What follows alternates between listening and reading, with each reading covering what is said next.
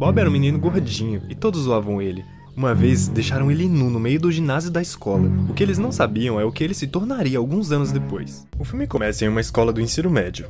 Rob está tomando banho no vestiário dos meninos quando um grupo de valentões o vê no chuveiro. Calvin está sendo elogiado e prestigiado por toda a escola durante uma assembleia. Os valentões jogam Rob nu para dentro do ginásio. Calvin e sua namorada, Maggie, são os únicos que não riem. Calvin dá a ele um casaco para se encobrir enquanto ele foge. Então, 20 anos depois, Calvin não está fazendo muito sucesso. Ele é um contador e odeia o seu trabalho. No almoço com sua esposa Maggie, aquela mesma garota do ginásio, eles discutem um pouco, mas logo ela tenta mudar de assunto, mostrando fotos do vestido que ela planeja usar para seus 20 anos de escola, já que haverá um reencontro dos estudantes. Calvin admite que ele não quer ir. Maggie se ofende e diz que a vida dele é muito chata. Calvin volta ao trabalho e vai para o Facebook. Depois de olhar o evento para a reunião, ele recebe um pedido de amizade de Bob Stone. Ele está confuso, mas confirma de qualquer forma. E quando ele faz isso, seu telefone toca. Ele se assusta, mas responde e percebe que é Maggie. Ele pede desculpas. E ela sugere que eles vão ao psicólogo. Ele diz que eles não precisam, e enquanto ela tenta explicar por que ela acha que é uma boa ideia, ele começa a receber textos de Bob Stone.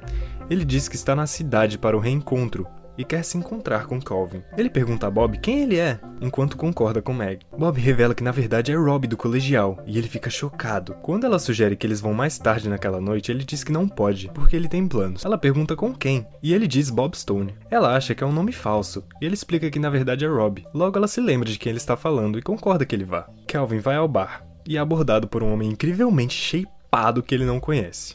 Então, o homem se revela como Bob Stone. Rob, o esquisitão, aquele mesmo do ginásio. Calvin fica chocado. Os dois se sentam e conversam. Eles falam sobre trabalho, e Bob revela que ele foi um empreiteiro federal antes de ser demitido. Bob sai por alguns segundos quando o homem tenta tomar seu lugar. Calvin se levanta e reclama. Bob retorna. Acalma os ânimos e os dois saem. Os dois visitam sua velha escola e revivem momentos horríveis. Calvin fica triste por seu presente não estar à altura de seu passado. Em uma tentativa de hypar Calvin, Bob o convence a fazer seu famoso backflip. Ele tenta e...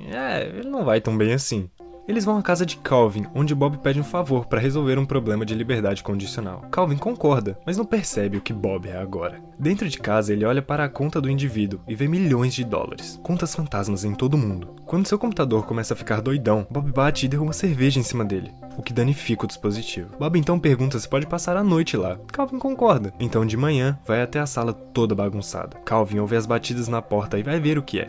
E é nada mais, nada menos do que a CIA. Eles perguntam se ele teve algum contato com o Bob, e Calvin diz que sim. Ele está no sofá. Eles entram e não encontram nada lá. Calvin fica confuso e pergunta o que está acontecendo. A federal diz que Bob é procurado por traição de assassinato e atualmente tem segredos de estado que ele pretende vender aos adversários dos Estados Unidos. Ele tenta dizer que ele nem sequer conhece Bob. Isso tudo é questionado quando é revelado que Bob o teve como contato de emergência necessário em todos os seus formulários. Calvin tá boladão, mas a agente Harris tomou seu estado nervoso como uma indicação de que ele está escondendo algo. Então, ela diz que ele terá que provar que ele não está alinhado com Bob.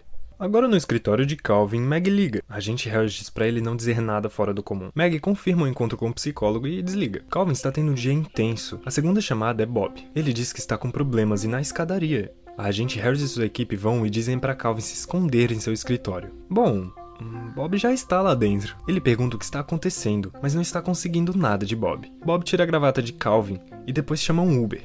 Ele pergunta novamente a Bob o que está acontecendo, e em vez de uma resposta, Bob pergunta se ele está dentro ou fora. Bem, ele diz que está fora, e então Bob diz a ele que não importa, porque ele já está dentro. Bob fica em cima da mesa e coloca a gravata no aspersor. Calvin responde que ele está fora. Bob coloca fogo na gravata e diz que a única maneira de sair é entrando primeiro. Depois ele tenta dar sua arma a Calvin. Calvin corre e grita que Bob está lá. Agora, todos no escritório olham para Calvin, antes que Bob o jogue no chão. Enquanto agentes entram na sala, Bob finge que Calvin é um refém.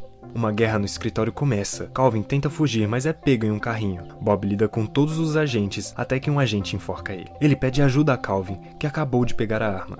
Então, ele começa a lutar com o agente e sem querer dispara contra o agente. O agente tenta prender Calvin agora, porque ele agora é cúmplice. Bob bate nele e coloca Calvin no carrinho novamente. Ele começa a correr em direção à saída. Ele encontra um grupo de agentes, incluindo a agente Harris. Os dois falam por um momento, enquanto ela diz pra ele se entregar. Calvin tenta se resgatar, e por fim Bob tem uma ideia pra fugir. Quando cai o jato d'água, ele dispara uma granada de flash e corre com Calvin pela janela, aterrissando no gorila. Calvin não tem escolha a não ser ir para o Uber, porque eles estão atirando nele também. Após escaparem, Bob se explica, dizendo que um inimigo do Estado roubou chaves de criptografia de todo o sistema de espionagem de Bob, e que ele pretende vender a um comprador se o sistema for bem sucedido. Ele diz a Calvin que precisa de sua ajuda para resolver a última peça do quebra-cabeça, para poder salvar os Estados Unidos.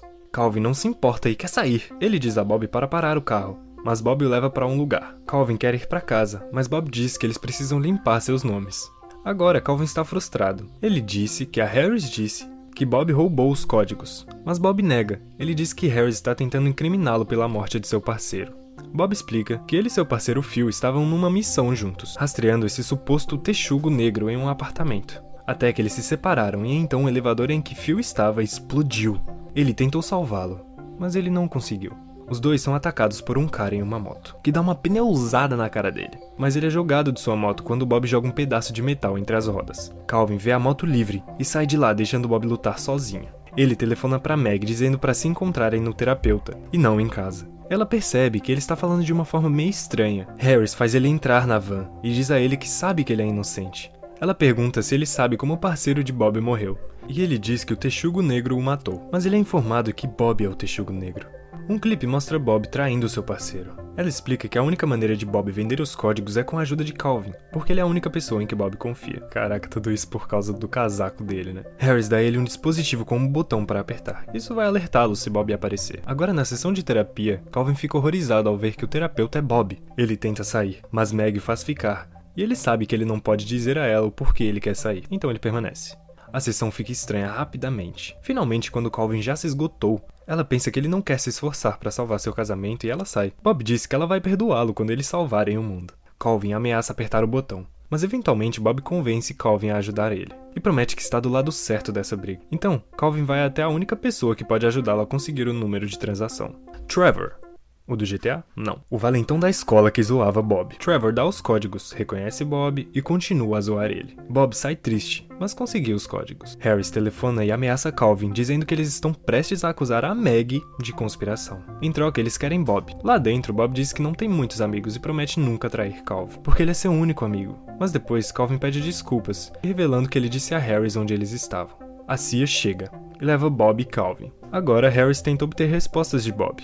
Calvin ouve gritos de dor da sala e decide derrubar um agente e render os outros. Ele então vai buscar Bob e algema Harris. Eles tentam sair e batem nos agentes. Calvin tenta usar o cartão-chave que ele conseguiu do guarda, mas não está funcionando. Um agente tenta render Calvin, mas Bob salva o dia.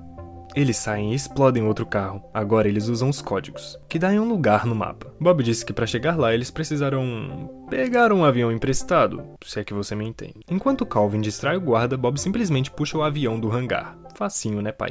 Quem não consegue? Calvin acredita que Harris é o texugo negro. Quando eles chegam, Bob quer se separar de Calvin, mas Calvin está com medo. Bob vai até um estacionamento entregar o código a alguém. Calvin vê Harris e corre para avisar Bob. Quando ele chega, Bob atira nele. Quando Bob está prestes a dar o prometido, Phil aparece do nada e revela que ele é o texugo negro. Harris os interrompe e começa a brincadeira. No meio da fuleiragem, Calvin vê os drivers no chão. Ele pega e corre. Ele é perseguido pelo comprador. E quando está prestes a ser atingido, Bob salva ele. Calvin continua correndo e para numa ponte. Do nada eles estão cercados pelos dois. Eles tentam convencer Calvin de que são inocentes, mas logo eles começam a atirar. Calvin atira em Bob e depois rende Phil. Mas depois Phil fica sabendo que ele está sem munição. Calvin joga a arma em Phil, mas ele pega e a recarrega. Depois ele rende Calvin, revelando toda a farsa do dia no elevador. Calvin tenta dar seu mortal. Ele falha, mas tudo serviu apenas para uma distração. Bob chega por trás. Cê é louco, não deve ser legal ficar de costa pro The Rock não, mano. Bob literalmente rasga sua traqueia e o joga no rio. Bob diz que Calvin é perfeito para um agente da CIA. E ele estava o tempo todo do lado de Harris. Eles vão àquela reunião lá da escola. Eles chegam, e Harris pergunta a Calvin se ele quer entrar pra CIA, e dão os códigos a Harris lá, mas ele tá tão surpreso que não consegue responder. Maggie aparece e está confusa sobre tudo. Por que o terapeuta tá ali? Eles respondem, mas ela não acredita. Calvin diz que ele está feliz com sua vida por causa dela, e ela não se importa com o resto. Lá dentro, Bob é eleito como o rei da festa. E está muito confuso sobre isso. Trevor decide zoá-lo na frente de todos novamente. Trevor empurra Bob. Mal sabe ele que tá brincando com o demônio. Bob então revida. Ao subir ao palco, ele faz um discurso agradecendo a Calvin, antes de se despir na frente de todos. Ninguém se importa. Óbvio, né? Então, a paixão do ensino médio de Bob, Darla, aparece. Eles começam a flertar, e Bob a beija. Daqui a pouco, Bob já tá sem nenhuma roupa. Tempos depois, Meg está grávida. Bob está esperando Calvin, que está começando nascer hoje. Ele dá a Calvin um presente, seu velho casaco do colegial. Assistindo o nosso resumo, você economizou cerca de 1 hora e 40 minutos. Porque nem todo mundo tem tempo de ver o filme completo, né? Você sabe que tempo é o recurso mais importante que nós temos, já que nenhum dinheiro no mundo pode comprar mais tempo. Tenho certeza que isso merece seu like, né? Se você conhece algum filme que gostaria de ver o resumo, escreva aqui embaixo que estaremos lendo.